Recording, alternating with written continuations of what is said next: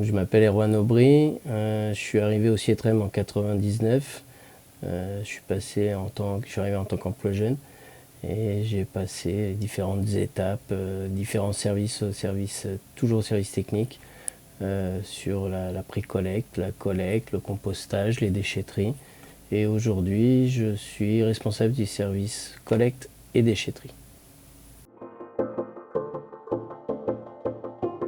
Le service collecte et déchetterie se compose de 4 agents et d'un responsable qui vont surveiller, s'assurer que toutes les collectes se passent bien, que les déchetteries soient bien ouvertes, que l'accueil se fasse normalement des usagers. Le rôle de l'équipe, ça va être de s'assurer que tout ça fonctionne bien et d'être disponible pour les habitants, pour les élus, pour les collectifs. Ma journée type, il n'y en a pas, ça n'existe pas. L'équipe, elle va tourner toute seule et je vais être là pour orienter les grands axes des missions spécifiques. Mais sinon, ils connaissent leur travail, leur quotidien, donc ça, ils vont gérer tout seuls. Moi, une journée type, ça va être travailler sur des modifications à plus grande échelle sur l'organisation des collectes eux-mêmes, comme il peut y avoir à la nuit ou dans d'autres villes.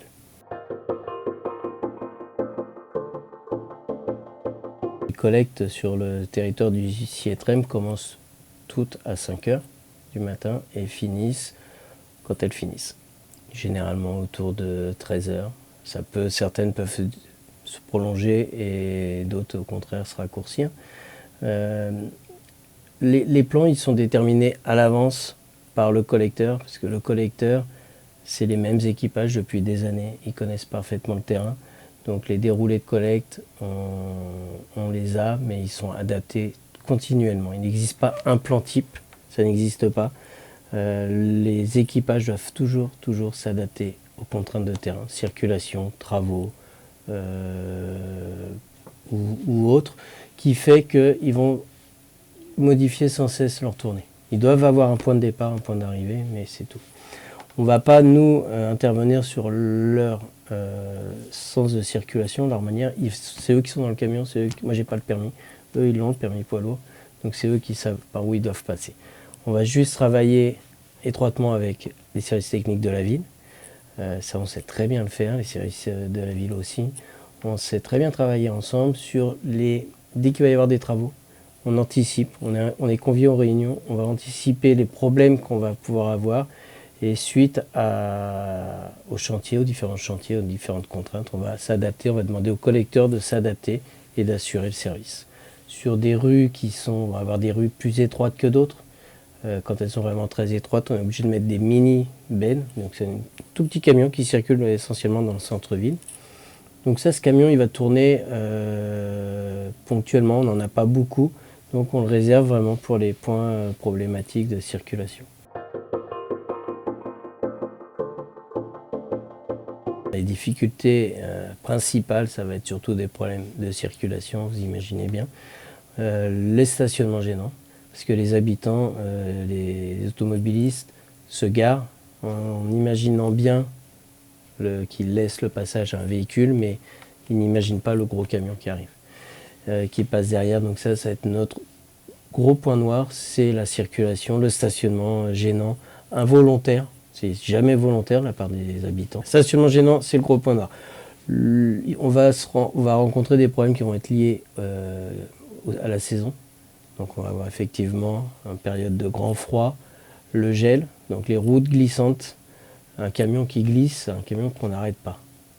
Donc souvent, c'est vraiment les habitants ont du mal à comprendre qu'un camion ne puisse pas passer, que la collecte n'est pas assurée alors que la poste a pu venir distribuer le courrier.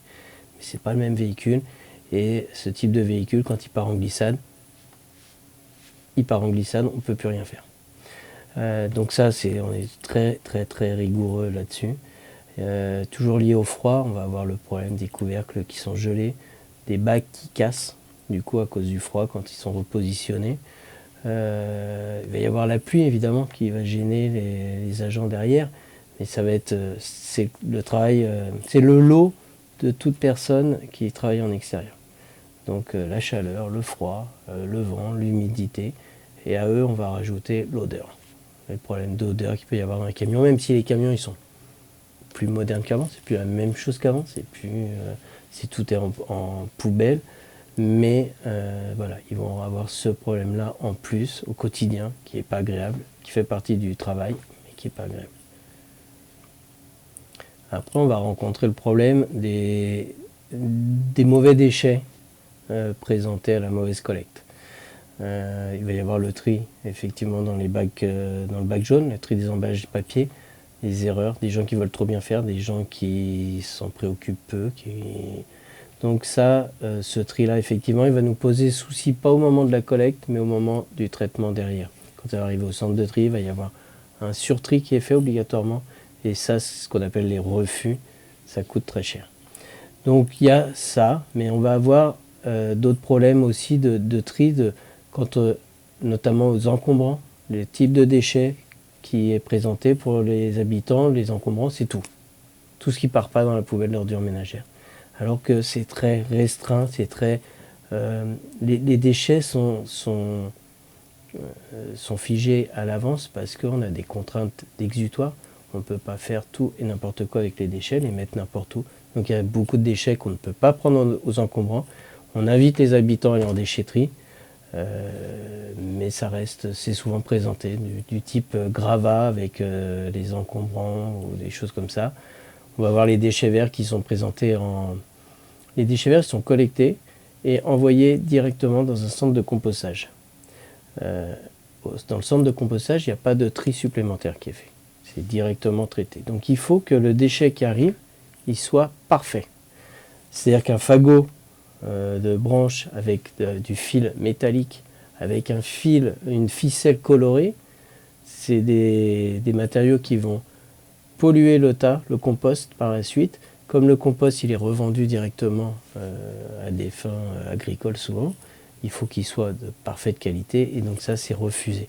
Donc le collecteur va être très exigeant parce qu'on lui demande de l'être par rapport à la présentation des déchets verts. Donc il y a aussi beaucoup d'erreurs au niveau des déchets verts. Systématiquement, ces erreurs-là sont signalées avec un scotch. On met un refus, le collecteur, donc c'est la société Sepur que je n'ai pas citée depuis le début, va mettre un scotch de refus pour signaler à l'habitant qu'il y a un problème. Charge à l'habitant de nous contacter pour savoir quel est le problème. Et nous, dans la mesure du possible, on essaye d'aller systématiquement soit voir l'habitant, soit lui mettre un mot dans la boîte aux lettres pour expliquer qu'il y a une erreur et que ce n'est pas ce qu'il faut faire.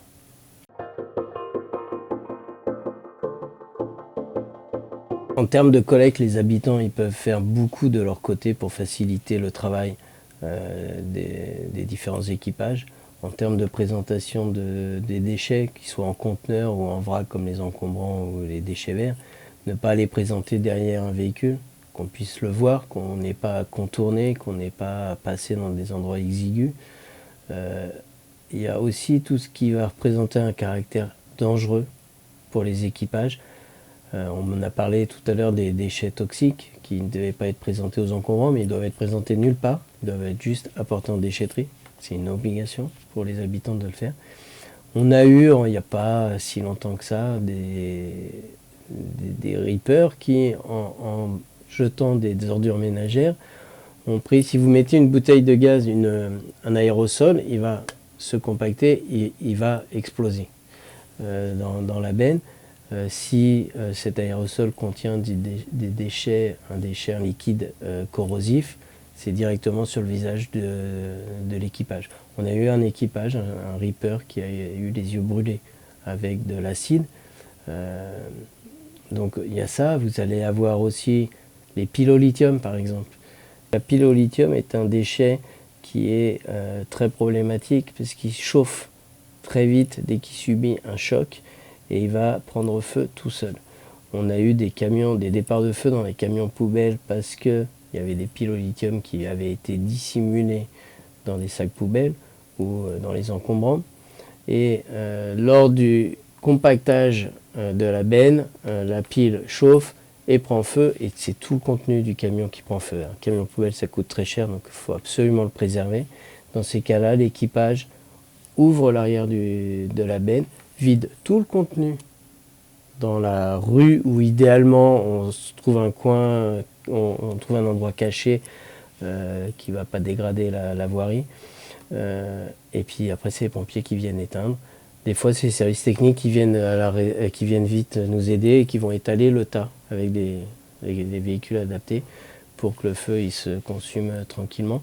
Mais ça prend feu. Et un camion poubelle qui prend feu, c'est un camion qui coûte très cher, qui est détruit. Donc ça, c'est vraiment quelque chose qui est important. C'est pour ça, tous ces types de déchets peuvent être très dangereux, très nocifs. Des erreurs de tri peuvent provoquer des catastrophes. On croit que c'est juste un simple déchet, mais ça peut provoquer des catastrophes. Des centres de tri qui prennent feu parce que c'est pas le bon déchet au bon endroit. Ces déchets-là, ils doivent impérativement, quand la collectivité demande aux habitants de les trier, de les déposer à un endroit bien précis, c'est parce qu'il faut les stocker dans des conditions bien précises pour éviter la catastrophe.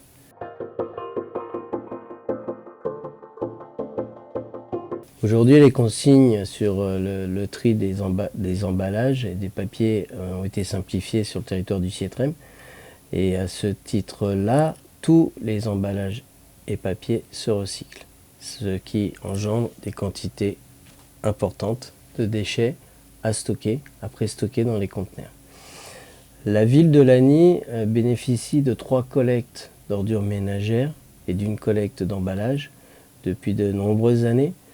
Et la mairie a souhaité tester une réduction de fréquence, une modification des fréquences de collecte.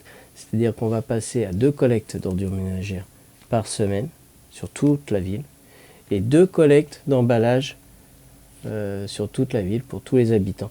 Ce qui veut dire qu'on remplace une collecte d'ordures ménagères par une collecte d'emballage. Ce n'est pas exactement les mêmes jours, donc il y a toute une communication qui a été faite, qui est encore en cours aujourd'hui, pour expliquer les nouveaux jours. Il faut absolument que les habitants fassent attention à ces nouveaux jours. Ce service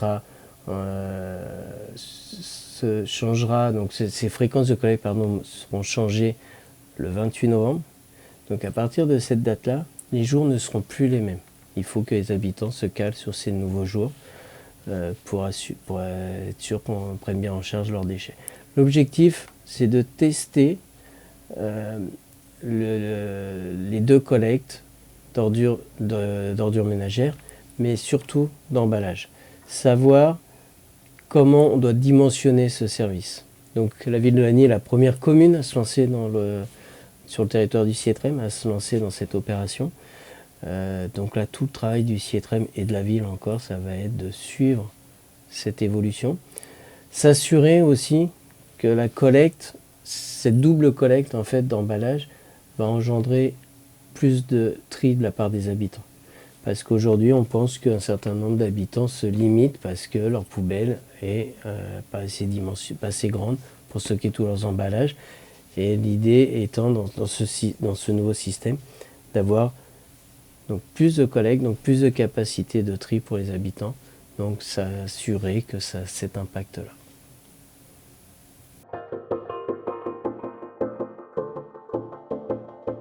Toutes ces mesures qui sont prises par le Sietrem sur la ville de Lagny, mais sur d'autres communes aussi du Sietrem, ont pour but de limiter notre impact sur l'environnement, limiter l'empreinte carbone et réduire absolument l'épuisement de nos ressources naturelles.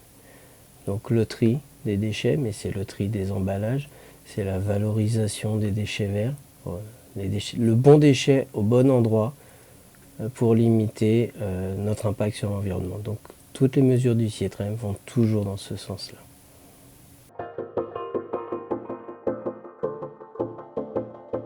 Les encombrants aujourd'hui sont très réglementés en termes de présentation. Un encombrant par définition, c'est un déchet volumineux qu'on ne peut pas présenter avec les ordures ménagères. Mais en vérité, il y a beaucoup plus de contraintes que ça. Ce n'est pas que la taille, c'est le type de déchets. Donc les gravats, les sanitaires, si on nous présente des WC, les toilettes ne vont pas passer. On va avoir les déchets électroniques, on va avoir les déchets toxiques, les peintures, les choses comme ça. Donc il y a une foule de déchets, de cas particuliers. Les encombrants, c'est vraiment le plus compliqué à donner une liste de déchets interdits parce que elle n'est pas infinie, mais il y a toujours un petit déchet auquel on n'a pas pensé qu'il ne faut pas présenter. Donc là, sur le CIETREM a mis en place sur son site une liste de documents, de déchets qui ne sont pas autorisés avec les encombrants. Donc c'est dans une rubrique encombrant, liste déchets refusés.